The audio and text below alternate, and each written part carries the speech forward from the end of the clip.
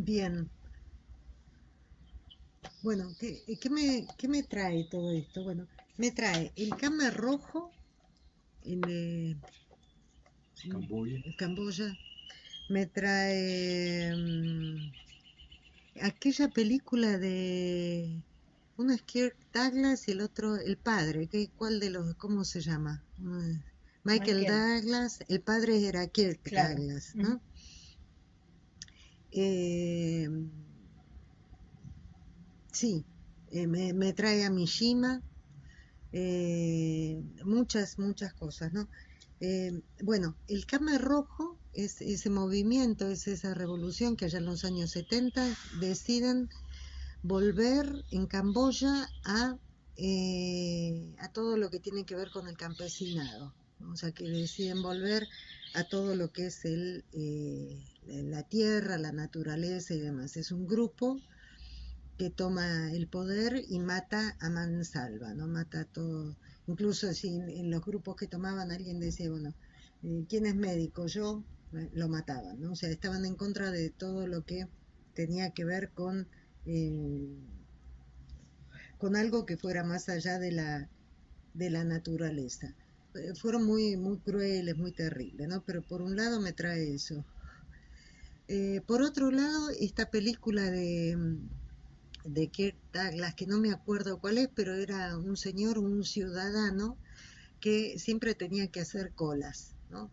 O no tenían la medicación que él buscaba en la farmacia, o no tenían el repuesto y lo trataban mal. Entonces un día se cansó y fue con un revólver, una escopeta creo que era, y entonces dice, me trajo tiene limpio el qué sé yo, el traje, no sé qué, la tintorería. No, ¡pah! Lo mataba, fue matando, o sea, todo el maltrato que él sufría por ser buen ciudadano, asesinaba a todo el mundo. Eh,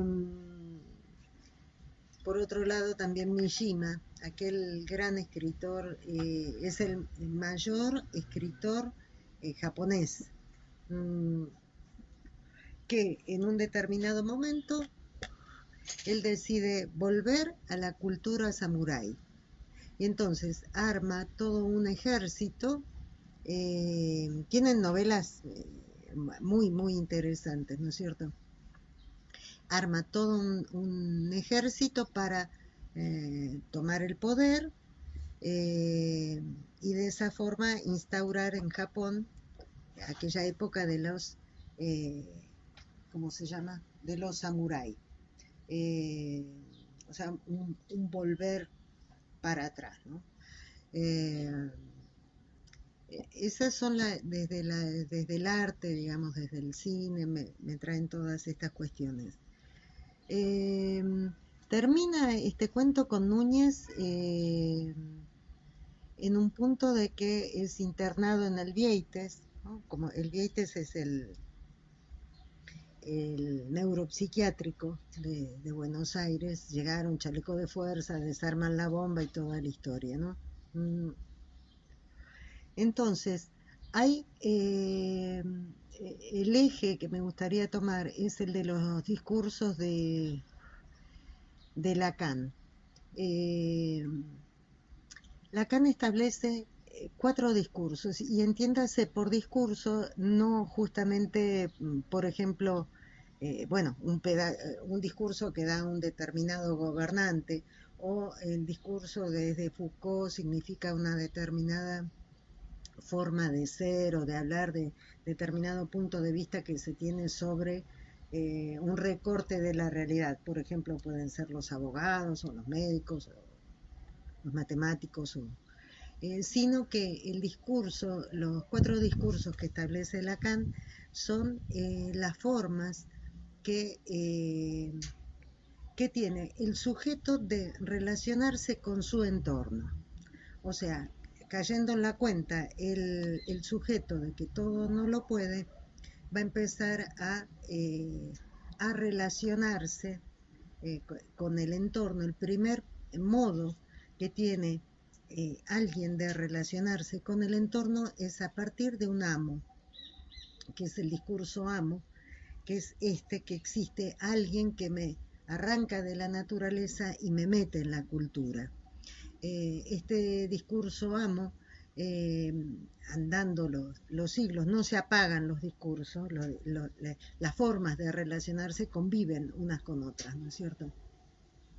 Luego tenemos el discurso universitario, donde ya el poder lo tiene aquel que sabe, o sea, aquel que está en el lugar, es una forma de dominación, digamos, ¿no?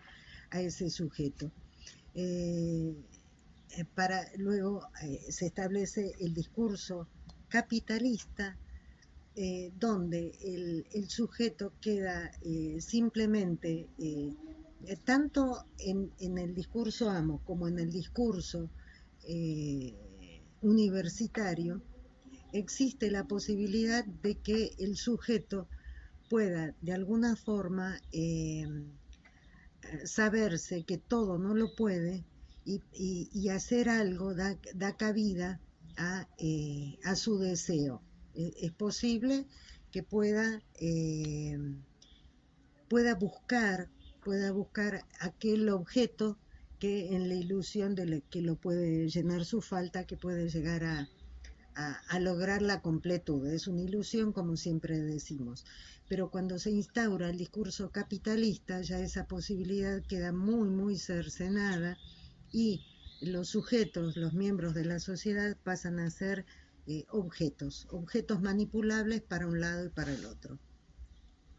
Eh, el, cómo escribe, cómo nos transmite Lacan estos discursos. Nos lo transmite con una fórmula, ¿no? Él habla de determinados elementos que, bueno, no los vamos a ver acá, pero digamos, son elementos que entran en relación y van circulando y se van moviendo y se va dando ese tipo de relación que es la que estoy diciendo.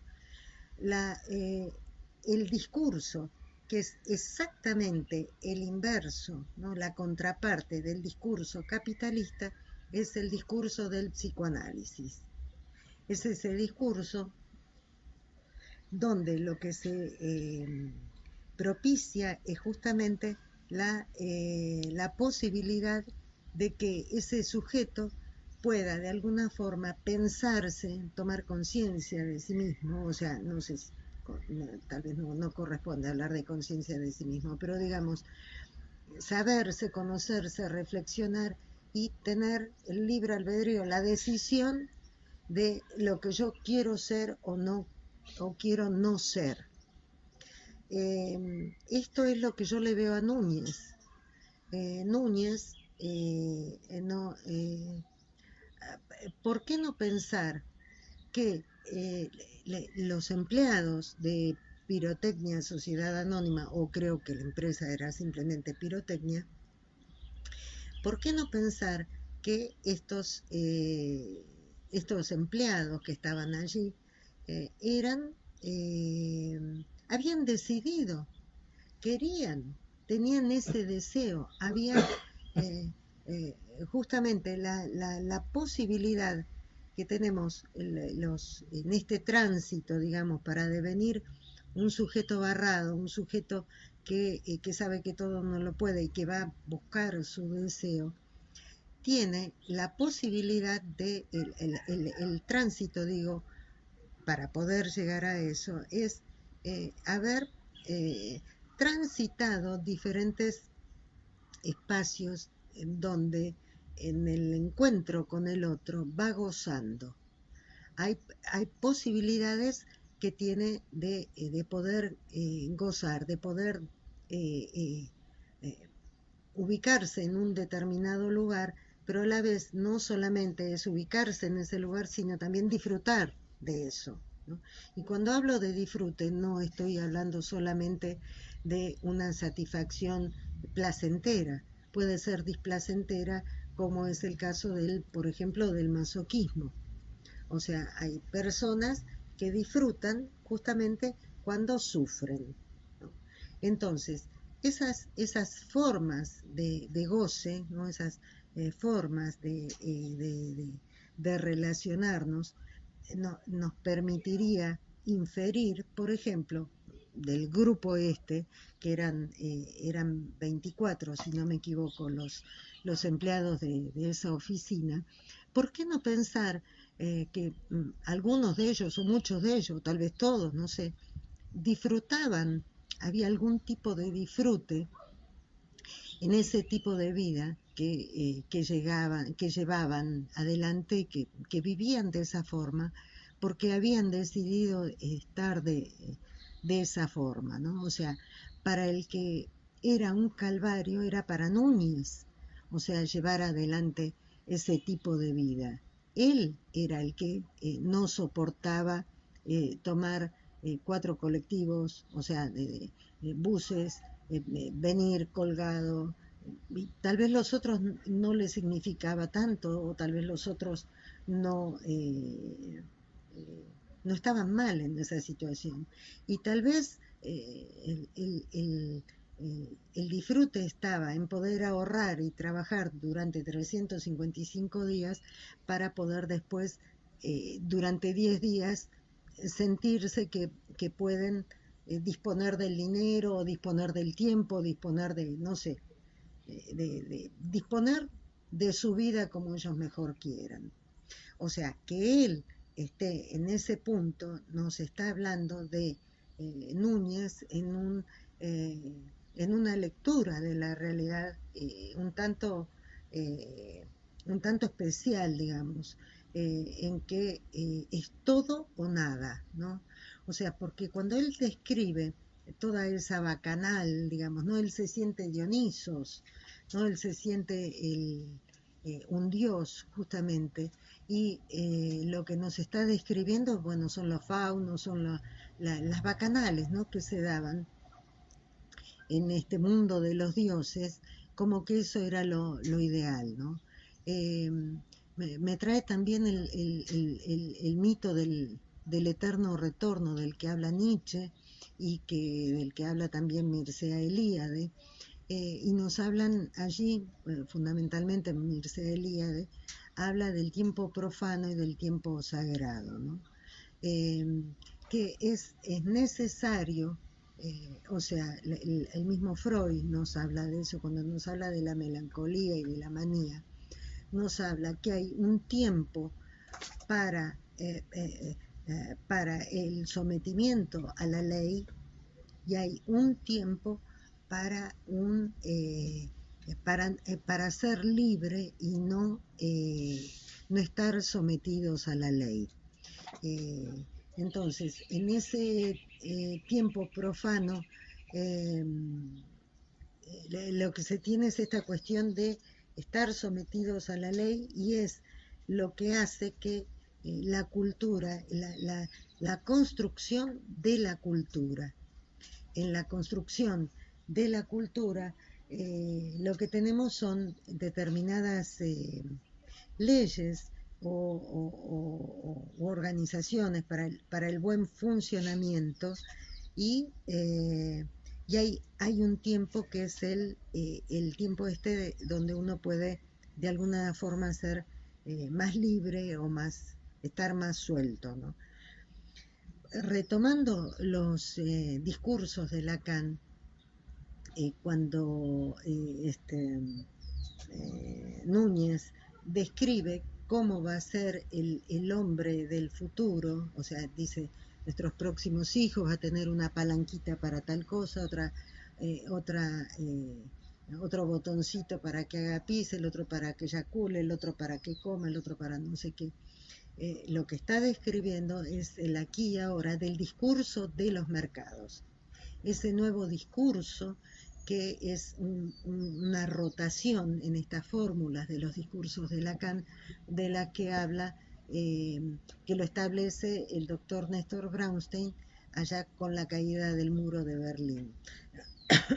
Para aquella época, este discurso totalmente exacerbado, la relación, o sea, el control, podemos pensar en Foucault con las sociedades disciplinarias y estas sociedades de control, que es lo que trabajan todo lo que es la biopolítica, todo esto que trabaja la filosofía fundamentalmente italiana, con Espósito, Agamben, toda la noción de dispositivo, o sea, como ya hoy tenemos que los dispositivos ya forman parte de nuestro cuerpo.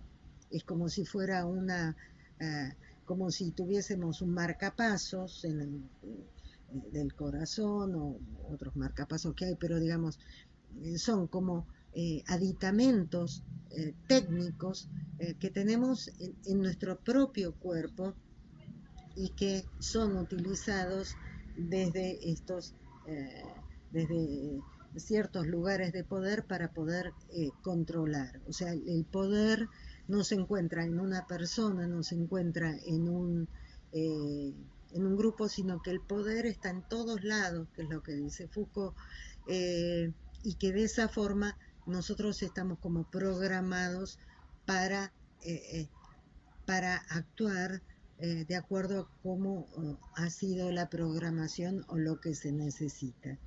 Ese es el discurso de los mercados, esto que establece el doctor Brownstein. Pero la contraparte, digamos, hay una salida, y la salida es esta, la del discurso del psicoanálisis, que no necesariamente eso significa que vamos a tener que estar todos en terapia, ¿no? O sea, de que todos vamos a tener que ir al psicoanalista, sino de lo que se trata es de la postura ética de cada uno de nosotros, de saber que asumir que todo no lo puedo y por ende necesito del otro, y a ese otro yo lo tengo que escuchar, pero no oír, sino escucharlo como un ser humano que sufre, que padece, que tiene, o no necesariamente, ni sufre ni padece, tal vez tiene proyectos, tiene ideas hacia el futuro. Entonces, es esa ética que hace que yo quiero, para mí es necesario, es fundamental tener ese otro que me va a brindar sus vivencias, y el otro me va a escuchar a mí desde ese lugar también, desde el lugar de los iguales, digamos, ¿no? De los que estamos al mismo nivel, para dar por tierra con ese formato de que somos todos autómatas, y habría mentes que de alguna forma nos digitaran o nos manipularan, ¿no? Eh, la idea de romper con todo, ¿no? Porque él llega con tres ideas: o me someto, o hago la revolución, o me mato, o nos matamos, ¿no? Entonces él llega con la idea que los va a eliminar a todos.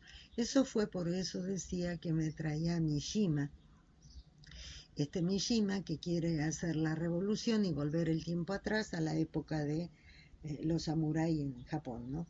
Entonces, como no lo logra porque es cercado, porque no es posible, digamos, llevar adelante ese golpe, ¿no? Un golpe de Estado importante, entonces él termina suicidando de forma honorífica, que es la del seppuku, como nos explica Lacan, que no se llama harakiri, sino que se llama seppuku, y en esa película él se clava la espada esta del samurái, y su